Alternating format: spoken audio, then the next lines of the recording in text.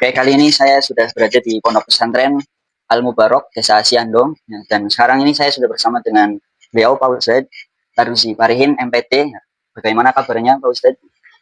Alhamdulillah sehat walafiat, Mas Ade. Terima kasih telah berkunjung ke Pondok Pesantren Al Mubarok Hidayatul Muhtadin ini. Kami mengucapkan ahlan wa sahlan bihuturikum. Terima kasih Pak. Dan untuk kali ini saya akan memberikan suatu pertanyaan ya untuk Pak Ustadz. Nah, berkaitan tentang anak-anak yang masih malas untuk mengaji. Nah, sedangkan di Desa Siandong ini banyak madrasah-madrasah diniyah ataupun taman pendidikan Al-Qur'an ya. Tapi masih banyak anak yang tidak mau mengaji. Nah, itu saya akan memberikan satu sebuah pertanyaan. Nah, mohon untuk bisa menjawab dan memberikan kayak motivasi lah untuk orang tua juga.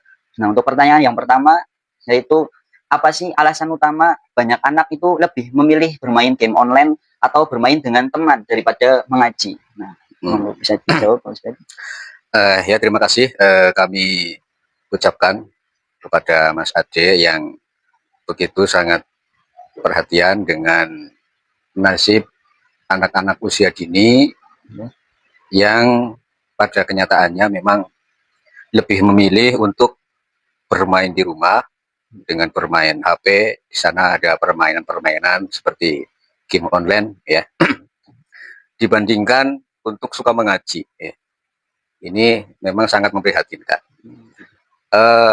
Kalau menurut saya ini ada beberapa faktor ya. Ada faktor internal, ada faktor eksternal ya. Ada faktor internal yang memang itu datang dari anak itu sendiri, mungkin di lingkungan keluarganya.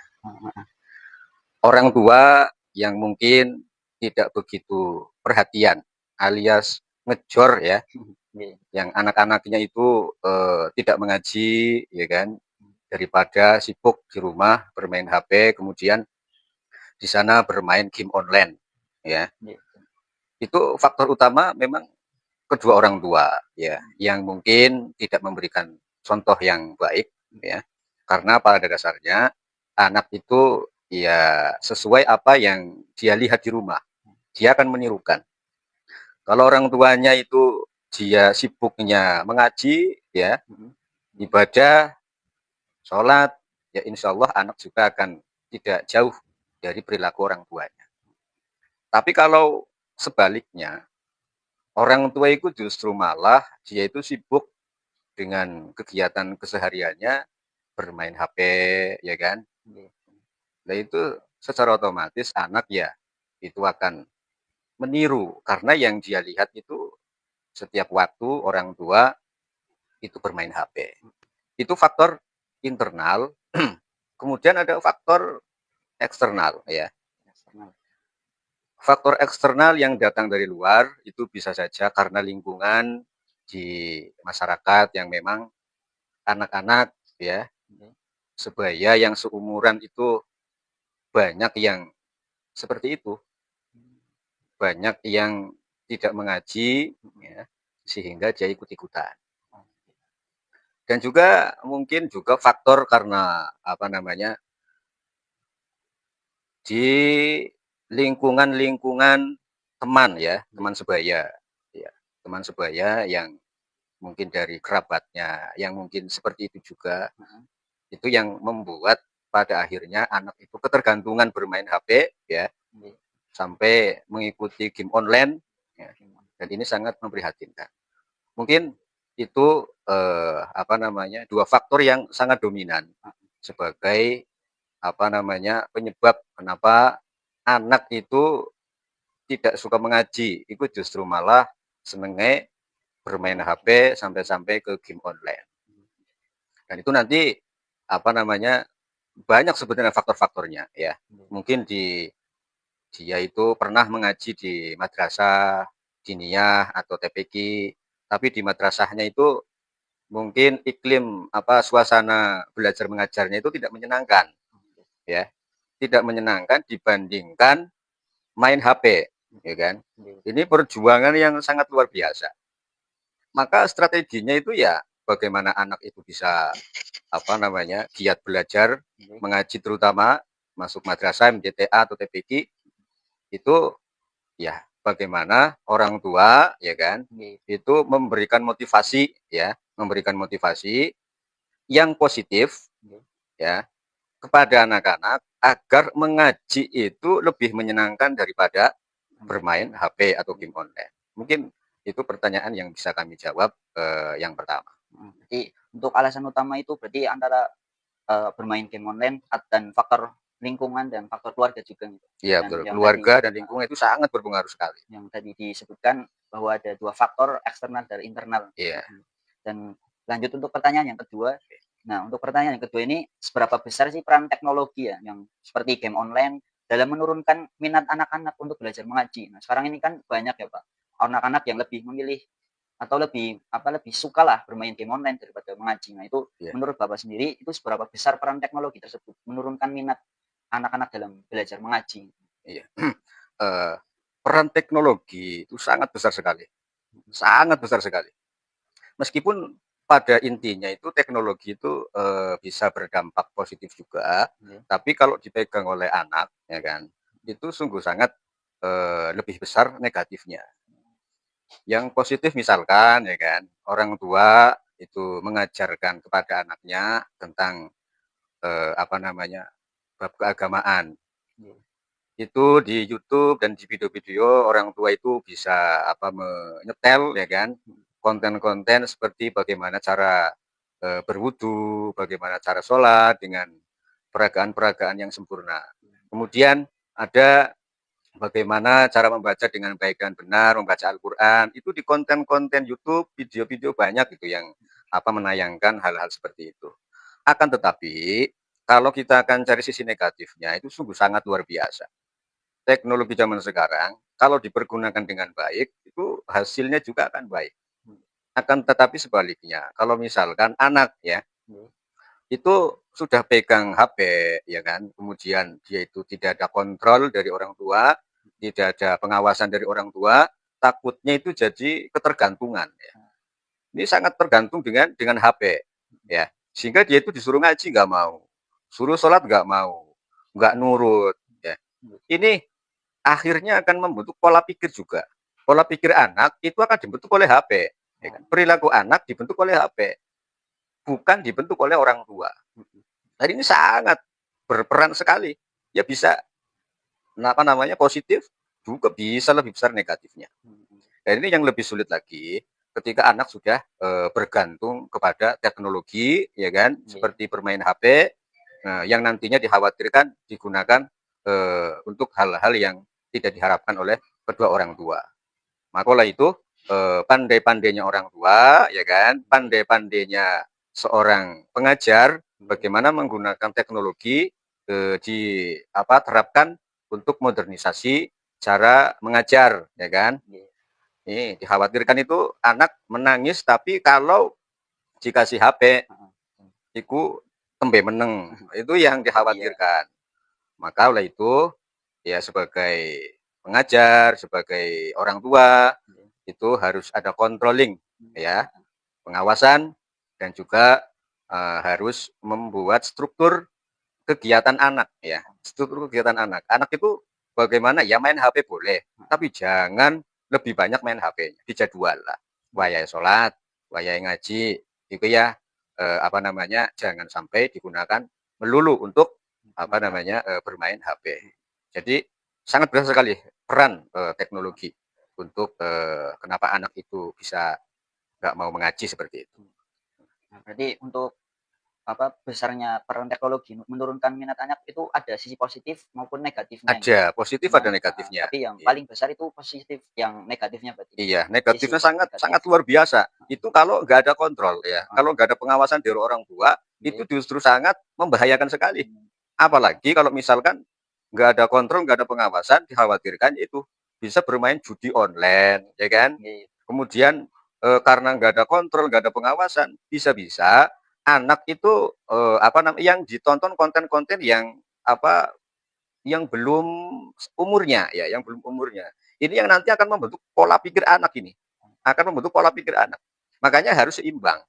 Harus seimbang apa namanya, bermain HP boleh, ya kan? Iya. Tapi jangan sampai mengalahkan hal-hal positif yang lain. Seperti mengaji, saatnya mengaji, mengaji. Saatnya sholat, sholat. Saatnya berinteraksi dengan anak-anak bermain, itu ada waktunya.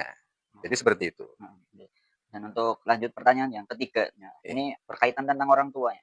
Bagaimana sih peran orang tua dalam mengarahkan anak-anak agar lebih tertarik, ya, tertarik supaya bisa belajar pendidikan agama? Nah, itu Iya. bagaimana? Ini seperti yang tadi di awal saya sampaikan, Oke. bahwa peran orang tua itu sangat signifikan sekali, ya, sangat penting sekali. Ini pada dasarnya bahwa ini seorang ibu ya, Iya. eh, al-um madrasatul Bola. ula. Iya. Ibu itu adalah madrasah pertama bagi anak-anaknya. Maka harus menjadi contoh, contoh yang baik, ya kan? Iya. Dia itu harus mengarahkan anak ini mau jadi apa. Dia yang mengarahkan pertama. Jangan sampai orang tua itu lepas kontrol, ngejor, ya kan? Iya. Pan apa itu terserah, jangan sampai.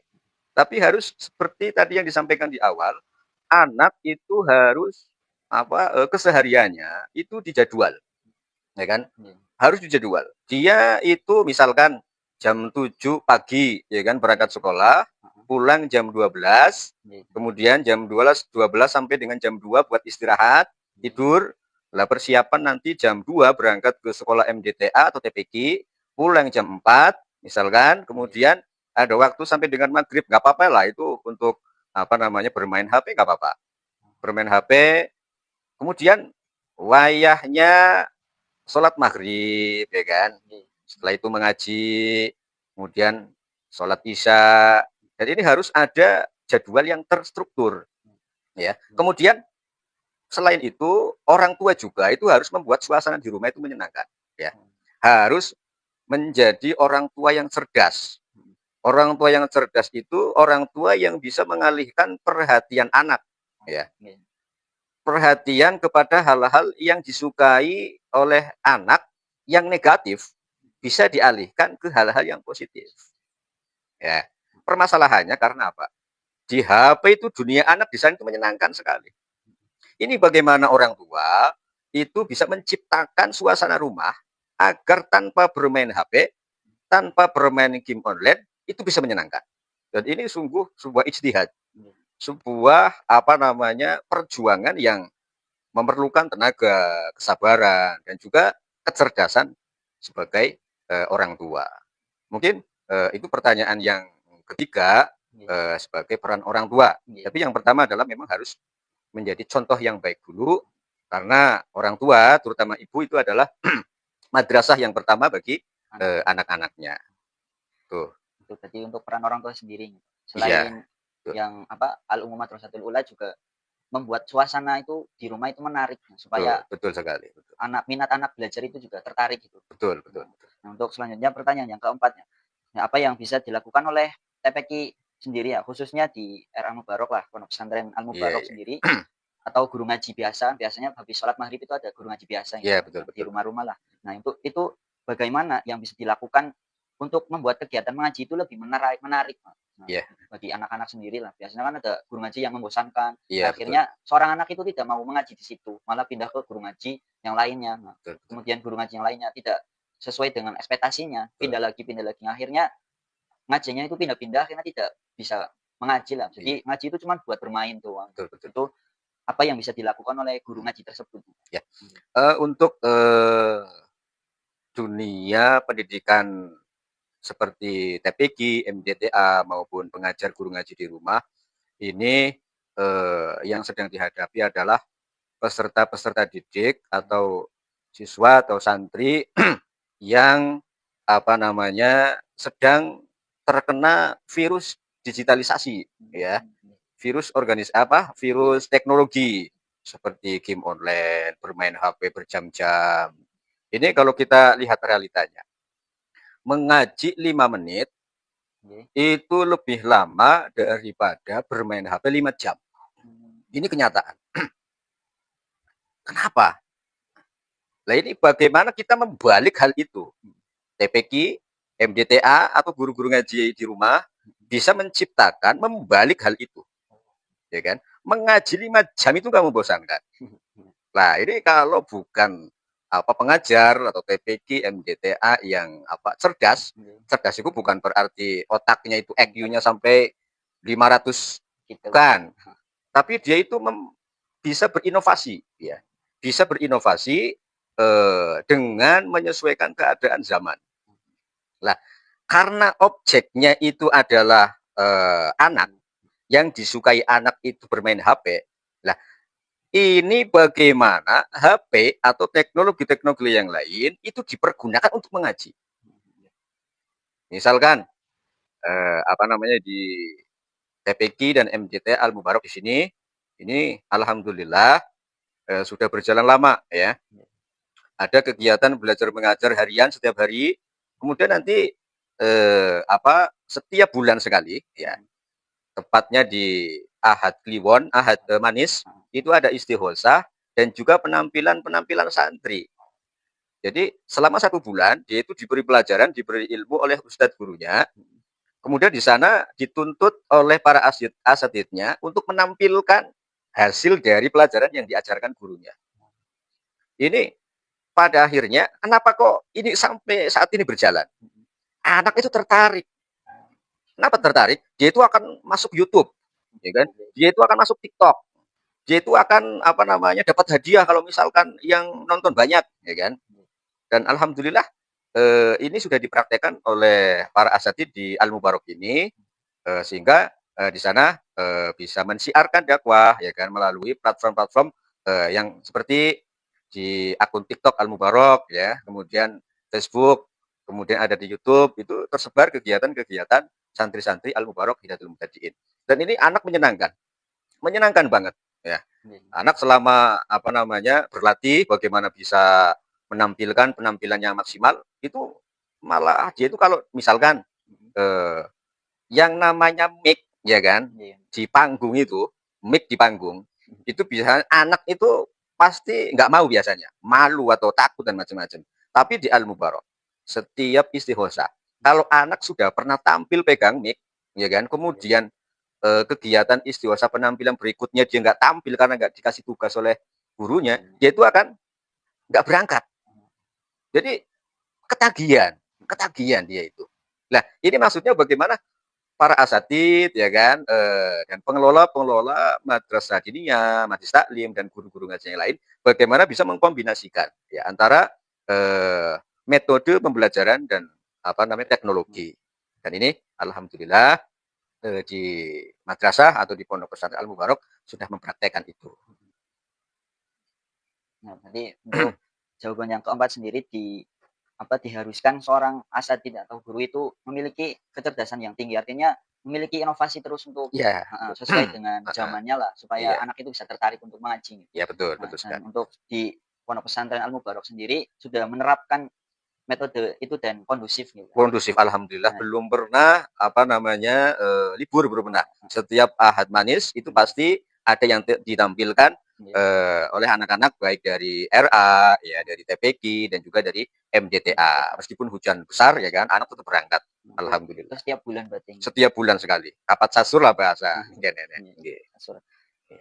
Dan untuk pertanyaan yang kelima gitu. Nah, menurut Bapak sendiri mungkin pertanyaan sudah nyambung gitu. Nah, menurut Bapak sendiri, bagaimana sih cara menyeimbangkan waktu anak antara bermain dan belajar agama? Nah, ini apa menurut Bapak itu Bapak sebagai orang tua. Nah, sebagai orang tua itu bagaimana sih cara menyeimbangkan waktunya untuk anak itu bisa membagi antara bermain dan belajar agama? Oke.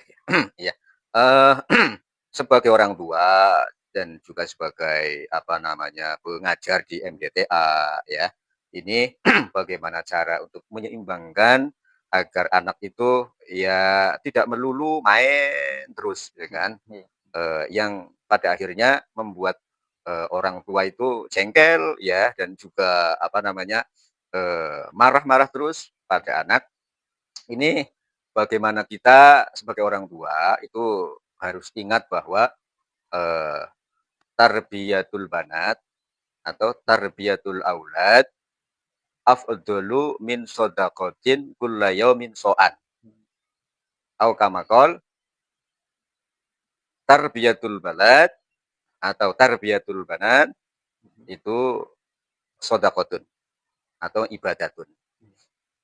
Yang artinya bahwa pendidikan anak-anak, sebagai orang tua memberikan pendidikan kepada anak-anak itu lebih utama dibandingkan sodakoh setiap hari satu sok, ya, satu sok. Artinya begini, ada orang tua setiap hari itu sodakoh setiap hari, ya kan, 1.000 atau 2.000 atau 3.000 atau 5.000 setiap hari.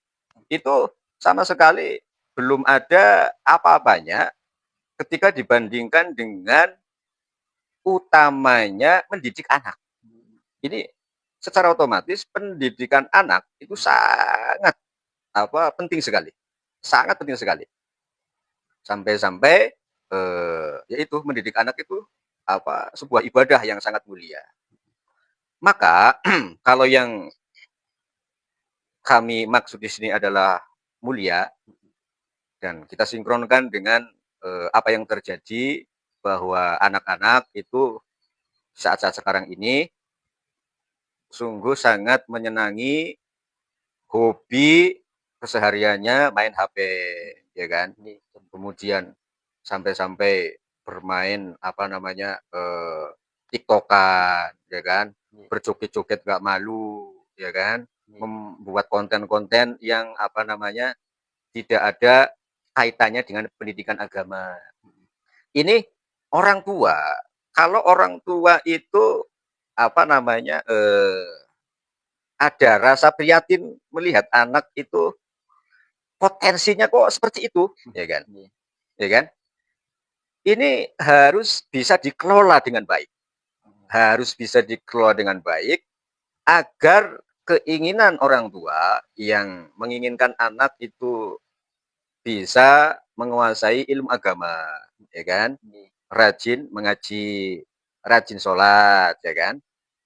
Ini orang tua itu harus melawan kebiasaan anak-anak yang seperti itu. Contoh misalkan, ini agar seimbang ya, agar seimbang bermain HP dengan belajar ya, dengan belajar.